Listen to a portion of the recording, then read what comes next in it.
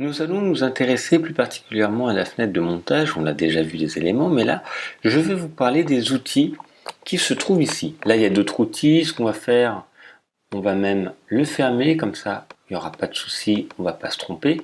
Donc, on va pouvoir retirer après ces outils-là ou les mettre autre part.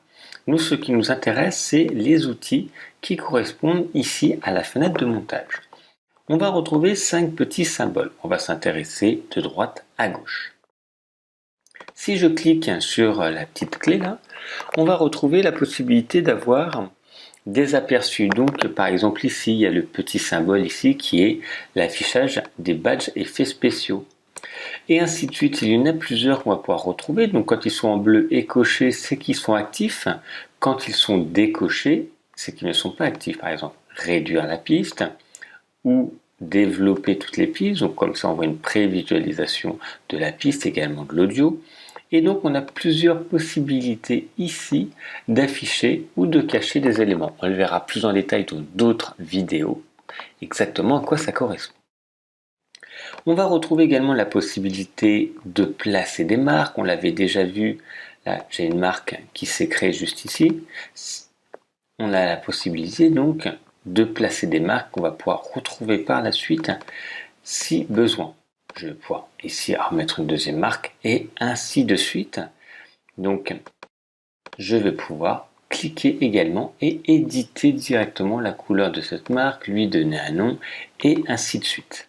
Si je fais clic droit ici, je vais pouvoir soit atteindre l'entrée, la sortie, les marques d'entrée, etc. Ajouter des marques de chapitre et ainsi de suite. Donc, je vais faire CTRL Z pour supprimer ces marques. On pourrait également les sélectionner et les supprimer. Ensuite, ce qui nous intéresse, là, si je déplace tout simplement, vous voyez, ça déplace automatiquement la vidéo et le son. Ok, je vais pouvoir déplacer comme ça les éléments, le son et la vidéo. Mais on a la possibilité de les séparer indépendamment. Donc plusieurs méthodes.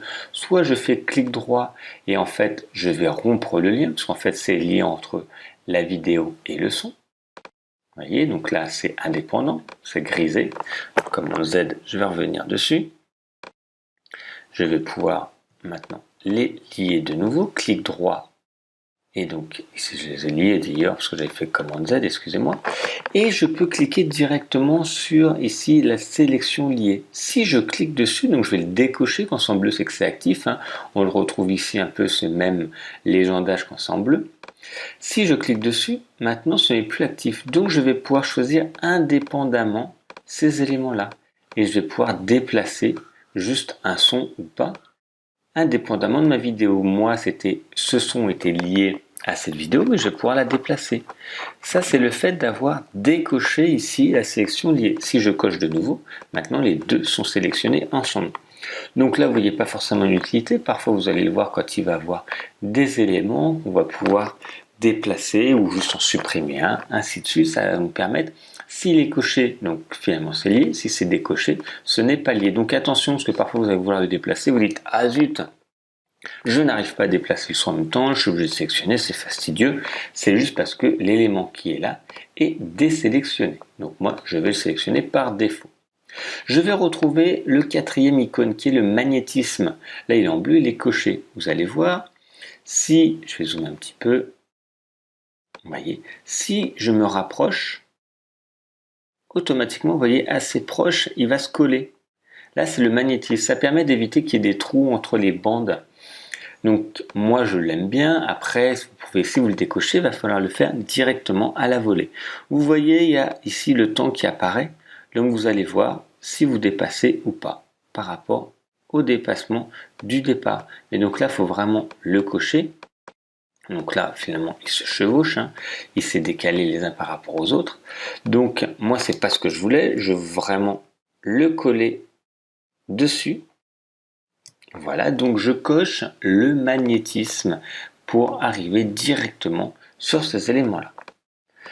Ensuite, ici, si je passe dessus, insérer et remplacer des séquences comme des imbrications des éléments individuels. Alors, qu'est-ce que c'est ? En fait, ici, là, j'ai une séquence qui s'est créée avec mes différentes vidéos. On l'a vu, automatiquement, quand je commence à travailler sur le montage, ça fait une séquence. Si je crée par exemple une nouvelle séquence, je vais cliquer sur nouvel élément, séquence, ça on l'avait vu. Là, les paramètres, c'est pas important, on va laisser par défaut. J'ai ma première séquence qui apparaît. Ce que je pouvais faire, et ce qu'on avait déjà vu, je prends ma séquence, je la glisse ici, ce qui me permet par la suite, ok, hop, convertir, je vais juste zoomer un petit peu. Là, c'est en vert, parce qu'en fait, c'est ma séquence qui est composée de plusieurs montages vidéo, qui était celle-ci, Là, j'ai ma nouvelle séquence 2 qui est créée.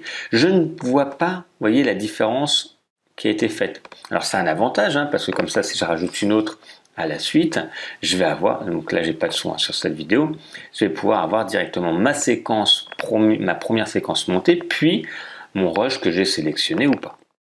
Donc ça, c'est la première possibilité par défaut. Mais si je décoche l'élément qui est ici, si j'amène directement à la séquence, vous voyez, je suis toujours en séquence 2, là, je ne vois plus l'élément vert, comme je voyais, mais je retrouve l'intégralité de ma séquence. Ici, si je fais des modifications, ça ne va pas le faire dans ma séquence qui est là, mais ça le fait dans ma séquence 2. Donc je vais pouvoir comme ça directement à la volée réintégrer ou supprimer ou créer des effets dans ma séquence. Ça ne joue pas sur la création de la séquence qui est déjà faite, mais juste sur la séquence 2. Donc c'est un avantage, soit vous voulez une séquence qui va ne pas bouger, donc vous cochez ça et vous allez ramener directement la séquence qui vous intéresse, ou soit vous décochez et vous allez pouvoir comme ça intégrer l'ensemble de la séquence, mais séquencer, que vous allez pouvoir rebouger les éléments les uns par rapport aux autres. Voilà pour ces éléments qui sont ici. Vous allez donc pouvoir comme ça travailler sur tous ces éléments-là et les ramener un à un à ce niveau-là. Donc voilà pour les outils de cette fenêtre de montage.